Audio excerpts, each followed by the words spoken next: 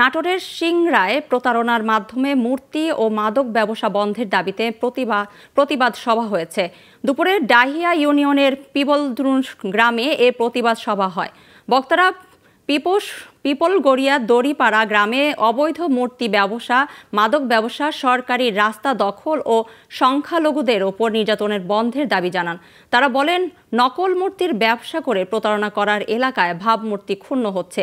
এসব প্রতারণা বন্ধে প্রশাসনের সহযোগিতাও চান বক্তারা।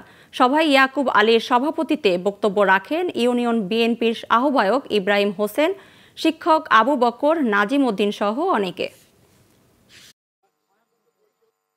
পুতুল মূর্তি ব্যবসায়িক, ইয়াবা ব্যবসায়িক এবং নারী কেলেঙ্কারি এর বিরুদ্ধে একত্রবোধ করছি, শপথ গ্রহণ করেছি।